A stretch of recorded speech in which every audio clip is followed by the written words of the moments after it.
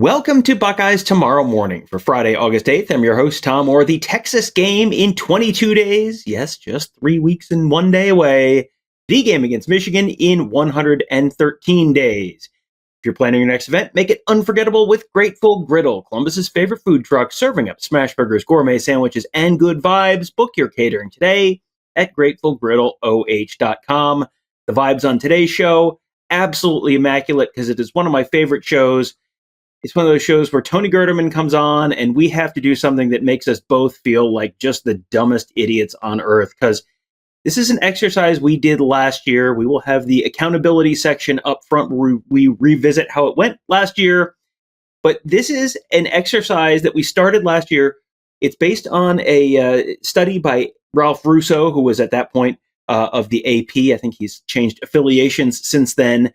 But what he did is he went back 10 years and found that based on the preseason polls, an average of 4 of the top 5 preseason teams would have made the 12-team college football playoff over that 10-year span. So 4 teams out of the top 5 in the preseason poll. 2 of the teams from ranked from 6 to 10 would have made it. 2 of the teams from 11 to 20 would have made it. 1 of the teams from 21 to 25 would have made it. And 3 teams that were unranked in the preseason AP poll would have made that 12-team college football playoff field in an average year over that 10-year span. So what we set out to do last year, of course, was to figure out, okay, who are those teams going to be? And now we know, Tony, I was honestly shocked at looking at it now. We'll get into our specific predictions in a minute, but the rule held pretty close to true last year.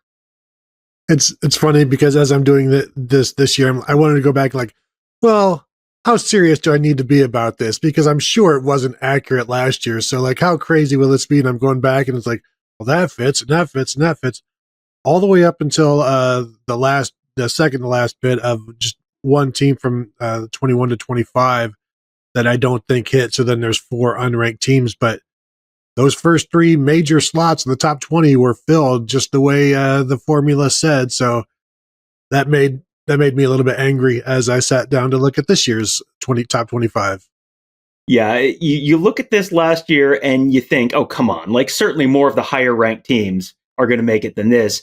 And as you said, you go through and no, the only exception was that more of the unranked teams in the preseason made it. Well, we'll do a real quick run through last year's predictions just to sort of show our work on this.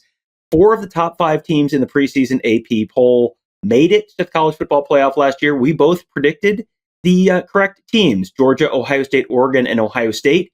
We both picked Alabama to miss it among those teams, and Alabama missed it. So there you go.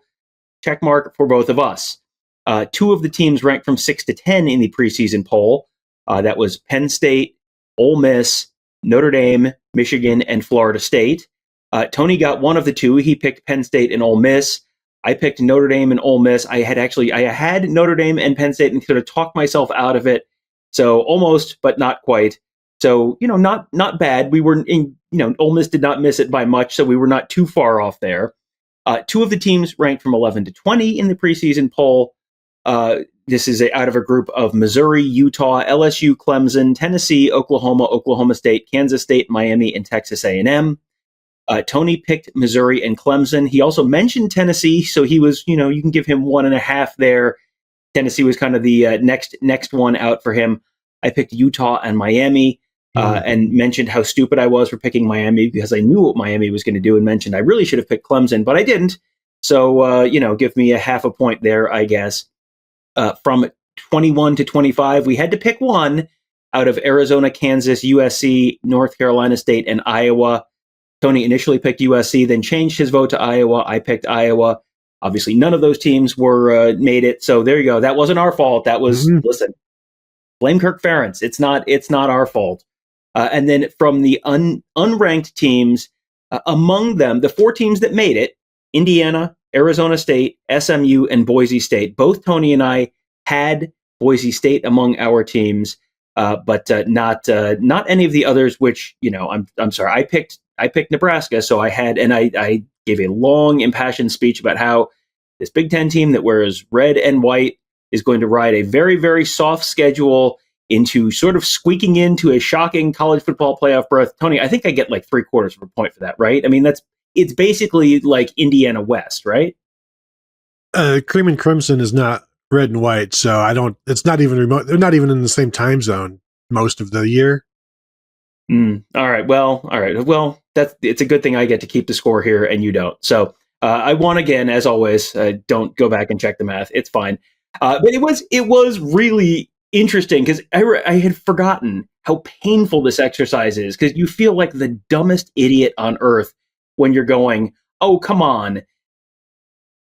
Alabama's not going to make it, but Auburn is, or Nebraska is, absolutely. And so you feel like a real dum-dum, but as we saw last year, the rule did kind of hold. So we're going to go through this whole exercise, slightly painful exercise.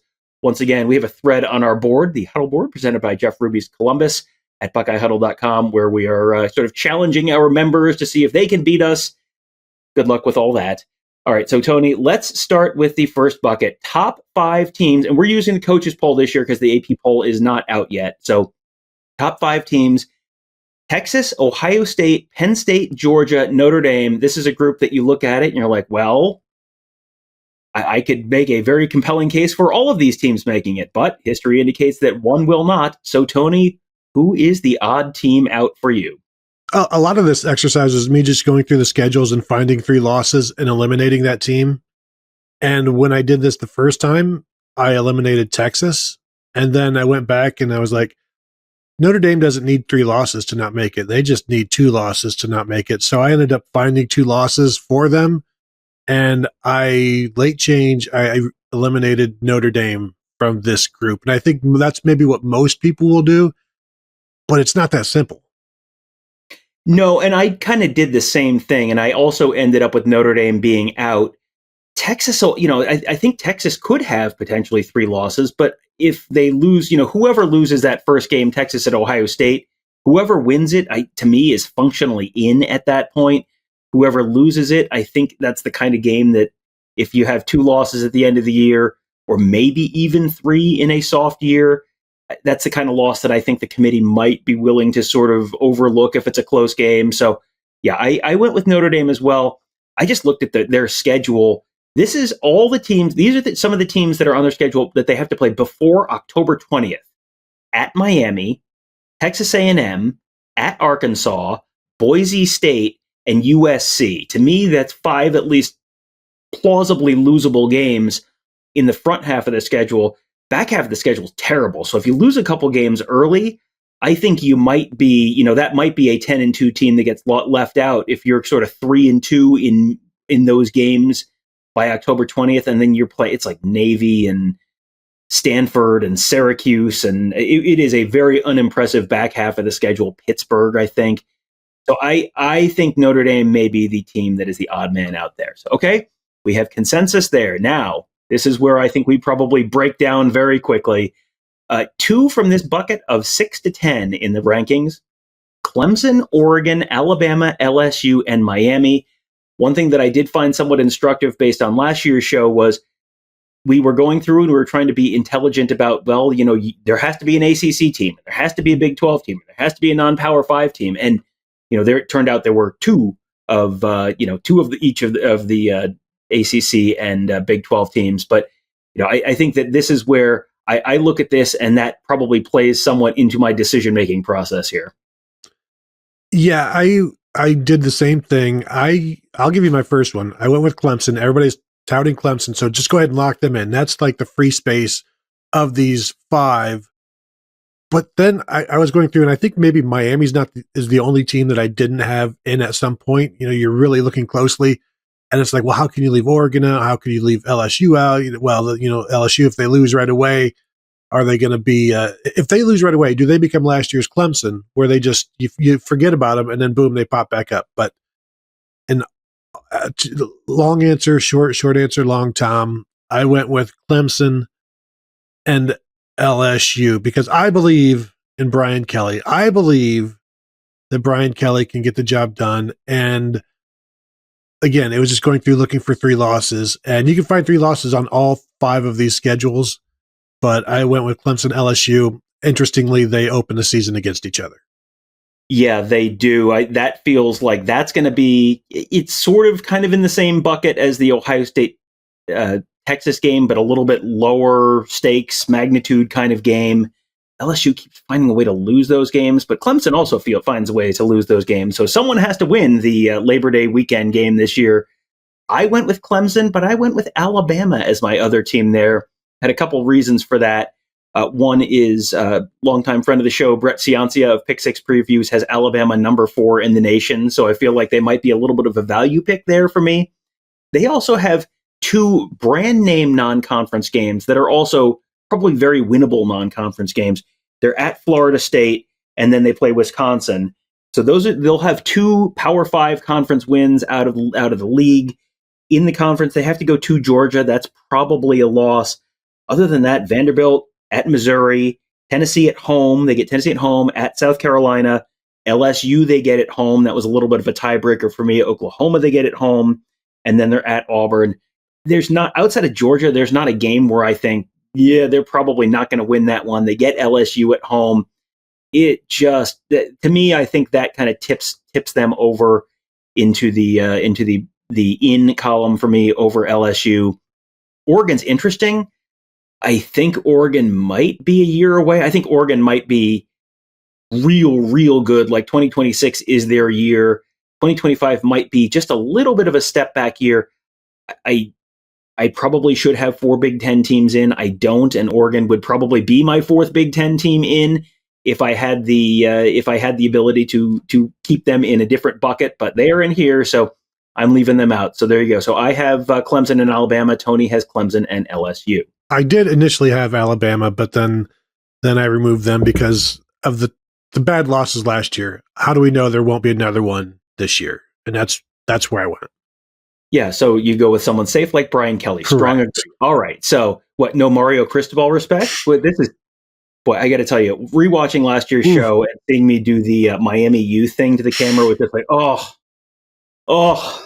not a great moment in Buckeyes Tomorrow Morning history. That's okay. All right.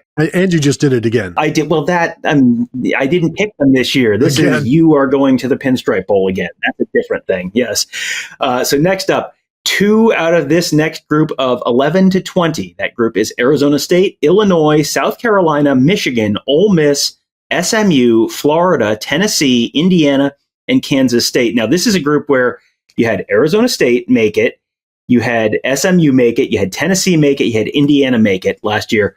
And Arizona State, SMU, and Indiana were all among the unranked teams. So I looked at this and I thought, boy, this feels like a little bit of a lagging indicator where some of these teams are, where I'm probably crossing some of these out a little faster than some of the other groups. But it was also a group where I went, well, I don't absolutely think any of these teams are going to make it, but I also don't think any of these teams are absolutely immediately out. So where did you land picking your 2 teams from this group? The first one I went with is sounds like recency bias, whatever, but SMU, because of their schedule. They're at Clemson, and that's obviously their toughest game. Everything else is ACC. They get Miami at home. They do have to go to, they play Baylor, and they have to play at TCU. So these are some rough Texas games for the old Southwestern Conference. But as long as they stay where they need to be in the ACC hunt, I think they can remain at 2 losses, and including maybe the ACC championship game. And if they make it to the ACC championship game, is everything going to hold the same way it did last year, where they both made it in? Of course, we'll see on that one. But I went with SMU, and then I went with this team, and then it's like, no, how about this one? And then it becomes Florida eliminating like several of the teams that I wanted to take, and now I'm choosing between Lane Kiffin and Tennessee quarterback Joey Aguilar, and what about South Carolina? I just see too many losses there. I tried to see what Indiana, and it's like, no, I'm not gonna go with Indiana. So I ended up, and I was hoping, I was like, let me look at Kansas State's schedule, and hopefully there's something there. And there's not. So I went with SMU and Tennessee. All right. I mean, it's okay. I don't hate it. We saw it last year. We saw it last year with both of these teams. It's certainly possible. I went with 2 different teams. one of whom made it last year. That was Arizona State. Arizona State was picked to finish last in the Big 12 last year and picked to finish first in the Big 12 this year. Someone from the Big 12 has to make it. So I went with them. Their non-conference schedule is not particularly bad. You look at their schedule and it's just kind of like, yeah, I could see them going 12-0. Their tough out-of-conference road game is at Mississippi State, which is like, not the most challenging non-conference game. And you could see them getting an argument for, hey, they went on the road and won an SEC game, yada, yada, yada. So I went with Arizona State first. I am a big believer in Kenny Dillingham. I know they've got to replace Cam Scadaboo, but it is a talented team still, and I am a believer in Kenny Dillingham. The other one, Tony, last year I picked Ole Miss, and I thought, well, that was stupid. I won't make that mistake again. Tony, I'm falling for the banana in the tailpipe for a second straight year. Tony, certainly Lane Kiffin can't screw this up, right? I mean, not again. They were actually very, very close to making it last year. They lost 3 games by a combined, I think it was 14 points. They were very, very close last year. Their schedule this year is not particularly difficult. All things considered, I meant to pull that up. I will. I have my.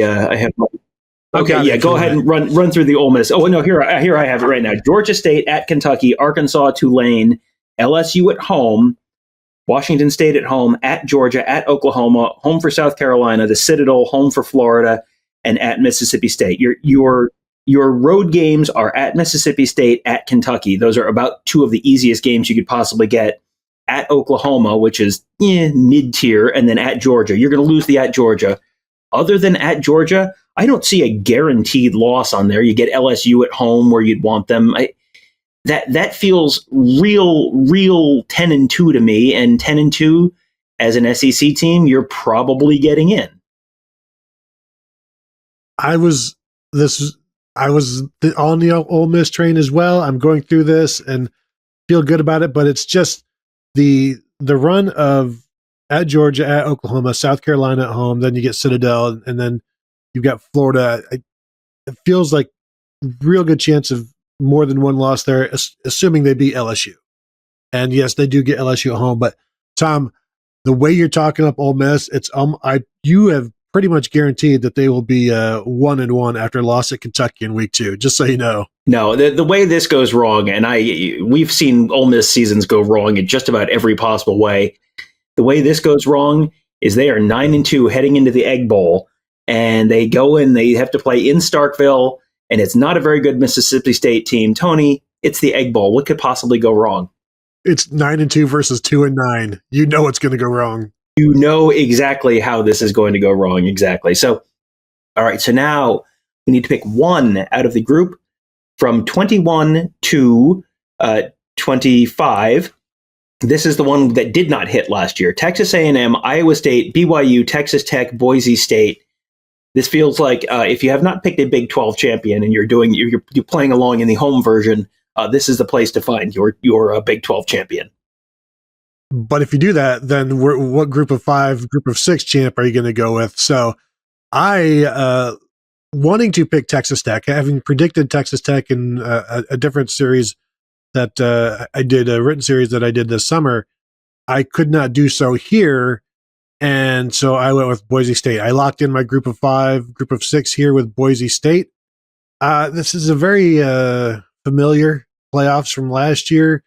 So, I would like to see some different teams, but right now, Boise State gets all of the most of the worst teams. Their road games are against the worst teams in the Mountain West, save for Air Force. So their schedule sets up well. They do have the Notre Dame game, but somebody's got to be that group of 5 team. Yeah, they do, and Boise State hit for both of us last year. This one, I looked at this and I thought this is a value pick for me. I went with Texas A&M.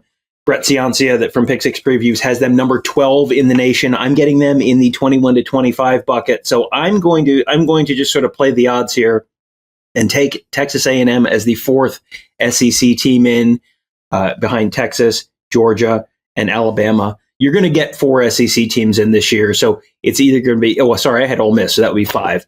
But you're going to, and I only have 3 Big Ten teams. So, you're going to have just because of the way these teams are sort of bracketed or bucketed, you're going to end up with some weird ones.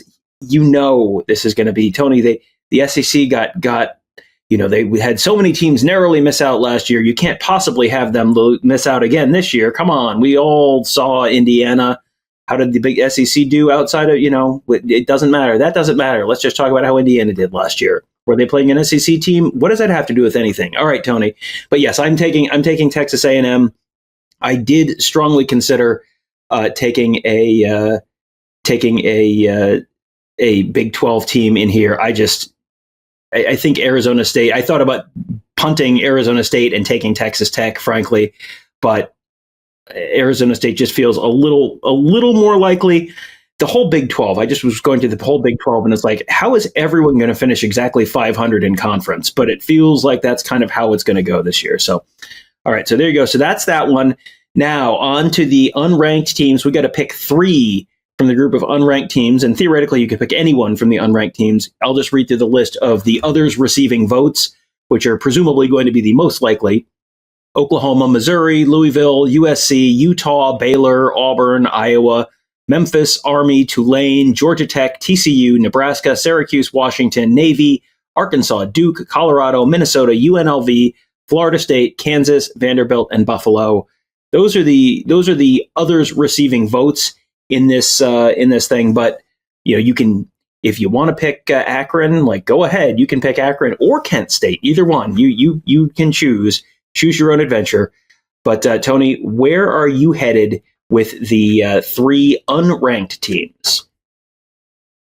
I'll start from the bottom of my list here because they show up first in my Phil Steele magazine. I need another Big Ten team, and this is a Big Ten team that I think can get there, and because of their schedule. And I went with Nebraska.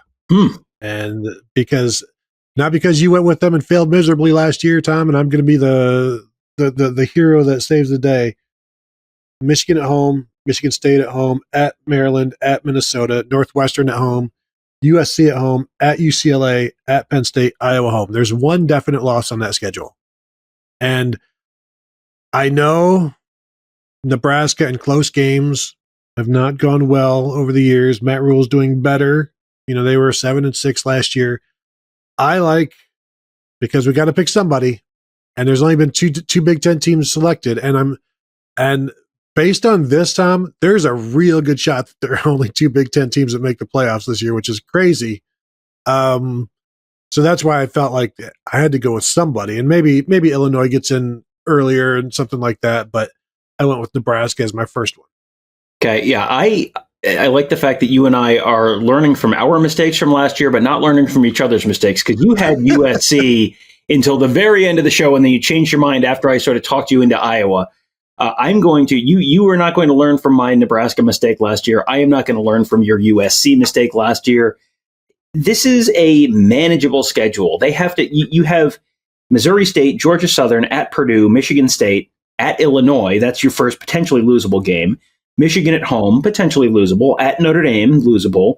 At Nebraska, losable. Northwestern, Iowa at home, potentially losable. At Oregon, you've got a bunch of losable games, but there's not anything other than maybe at Oregon that I look at and go, this is definitely a loss. Maybe at Notre Dame. Everything else, it's manageable, and it should be better this year for USC. I don't feel great about this. I'll be real honest. I really don't feel great about this, but I would not feel great about Nebraska either. Nebraska's going to be better, but it feels like better for Nebraska is like 8-4, 9-3, not 10-2. Better for USC feels like 10-2 is a possibility, but I don't love it. But these are teams that are unranked in the preseason. So yeah, you're not. This is all teams that you don't feel great about. And if one of us had said Indiana last year, we'd still be recording because one of us would still be laughing. So these are teams where you're going to have someone come way out of left field and make it. Sure, USC, why not? Well, we've just guaranteed maybe Washington by. I could see that happening, but in terms of USC, I wonder if we're giving Oregon too much credit. Great. Autzen is a really difficult place to play. I wonder what these two teams look like when they play November 22nd, because what does USC look like at that point? How is the quarterback play? What is the defense doing at that point? So I was looking at USC as well. I just didn't like all of the toss-ups, and that's why I went with Nebraska with fewer toss-ups in theory. My second one, Tom, how about this? Georgia Tech. Now, let me tell you, they open the season at Colorado, then they get Gardner-Webb, Clemson at home, Temple at Wake Forest, Virginia Tech at home, at Duke, Syracuse at NC State, at Boston College, Pittsburgh at home, Georgia at home in Atlanta. So, again, I like the schedule. I like Haynes King. Now, is he going to last the entire season? I don't think so. I don't know. That would be nice if he did, or if at least shows up at the end to get them there. But I can see this being a 10-2 team and them getting the nod over a 9-3 SEC team based on, they're gonna have, what did they do against Georgia? What did they do against Clemson? They're going to have the opportunity to show that they're strong. Yeah, I like this one a lot. And my second pick was, it's going to be one of these two. And I was going back and forth between Georgia Tech and Louisville, and ended up picking the Cardinals. They are literally 27 and 28 in pick six previews. And those are, so that's about as close as you can get. And they don't play each other this year. So you don't have the head to head to sort of decide it. I'll run through their schedule. Eastern Kentucky, James Madison, Bowling Green, at Pitt, Virginia, at Miami. That's the first one that I look at and go, yeah, that's a likely loss. Home for Boston College, at Virginia Tech, home for Cal, home for Clemson. That's a real opportunity for a signature win if they can get it. At SMU, and then home for Kentucky. Georgia Tech is probably going to lose its season finale against Georgia, which is, that'll slide you down the polls a little bit. If they can just split Clemson and at SMU and then beat Kentucky, that probably pushes them up just enough. I think they're top 2, top 3 in the ACC, and you have the opportunity to beat a Clemson. You have the opportunity to beat an SMU. You have the opportunity to beat a Miami. You're playing the top 2 teams, projected in the ACC. If you split with Clemson and Miami, you can lose someone. You lose one somewhere else and still potentially get in. So I will go with Louisville for my second one of the unranked teams. I mean, we've been talking about this for years, the ACC rivalry between Louisville and SMU, how that could shape the playoffs. And this is exactly what we've been telling you about. We've been warning you. We've been talking about it. And here you're going to see it this year. Tom, my final one, I need, as I scroll through here, I need a Big 12 team. And so you have your choice of 17 of them or 18 of them, and they're all about equally likely to hit. So good luck. And this is where I get into I won't go into the thought that the Big 12 commish is silly for wanting the 5+11, because the Big 12 is going to have a hard time getting more than 1 in, certainly more than 2 in most years. I'm going with Baylor to win the Big 12.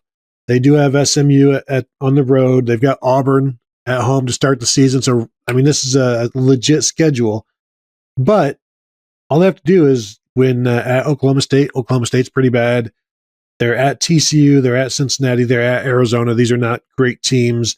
They've got Arizona State at home. They've got Kansas State at home. They've got Utah at home. So they get the better teams at home. Do I love it? No. Do I need to? Can they be 9-4? They sure can with the Big 12 Conference Championship win.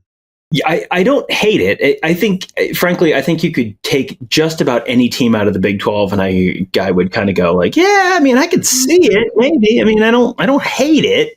I don't hate it is about the best description of every Big 12 team. I don't love it, but I don't hate it. And, you tell me Kansas State is the Big 12 rep this year. Yeah, sure. Iowa State, absolutely. Fine. BYU, sure, absolutely. Cincinnati, they're in the Big 12, right? Yeah, okay, sure. Yeah, fine. I can see that. Whatever. You could talk me into just about anyone there. And so, yeah, I don't have anything negative to say. Sure, fine, maybe.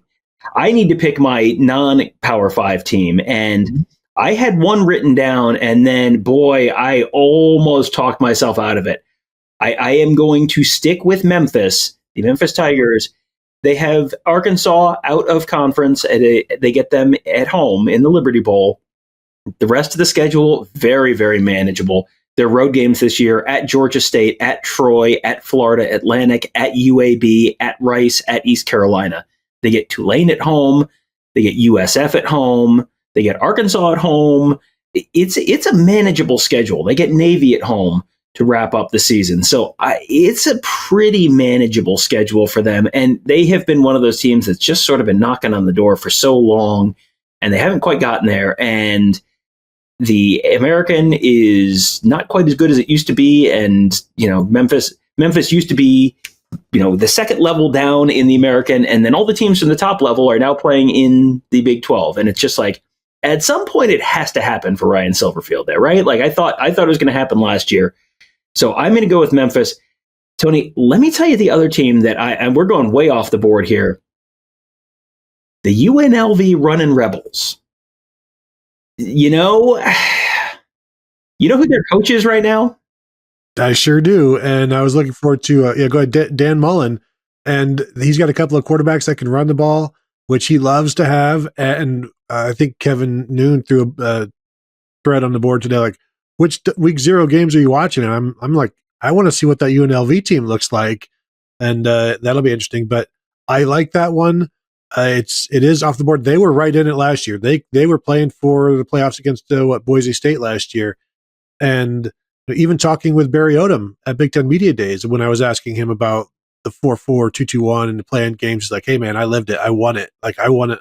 I love the team, the energy around the program and the team when you're still in it and you're playing for the playoffs. Like there's nothing like it. So he's all for it. Memphis, I do wonder if a 13-0 Memphis, does that trump a 12-1 Boise State with the loss to Notre Dame? Because as you said, like Mountain West is up here and AAC, or just the American now, is like down here. So I do wonder, even at, I guess the 13-0 would have to look good. And maybe not a 17-16 win over Arkansas, but even then, it's like, hey, it's a win over the SEC.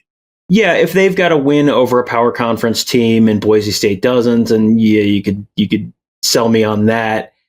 We've seen Boise State look really good, but Boise State last year with Genty was kind of non-competitive with Penn State, and while that probably shouldn't get held against them, it might get held against them. That we've seen Boise State against a good team. Why would we want to do that again? They don't have their star player this year. So yeah, I think I would honestly maybe even have made the choice to go with UNLV, except they go to Boise on Saturday, October 18th. And that's the week after they play Air Force. And you know how you kind of get beat up playing a service academy team. And that's 2 weeks after they have to go to altitude in Wyoming. So it just feels like that might be just a little too much. And if you lose to Arkansas, then you're really kind of behind the 8 ball, and you really have to run the table after that. So, I'm going to stick with Memphis, but I think it's plausible that you could see someone like real off the board like UNLV sneaking in. So anything else, Tony? Anything?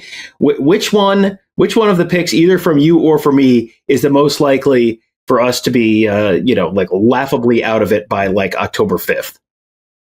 I agree with your criticism of my third grouping of SMU and Tennessee. It's like, well, those guys were there last year, and are they going to hit again? But we tell everybody out there, go do this. See how you feel about it. See what you think about it. See how happy you are with it, because you're going to make some Sophie's choices in this where it's you can't believe you're leaving somebody out, but you have to. And then you can't believe you're leaving 3 of these teams out, but you have to. So I feel like I'm hoping Baylor, Georgia Tech, and Nebraska all hit, because I'm going to be telling you about it as long as I don't forget about it, and I will soon forget about it. But I'm going to be looking for those 3 teams, and not that I'll be rooting for any of these teams, but I'll be rooting against some of your teams, though, Tom. I know that for sure. Yeah, I feel like the unranked teams, you can sort of hand wave that and go, yeah, that's just basically you're just picking a lottery ticket.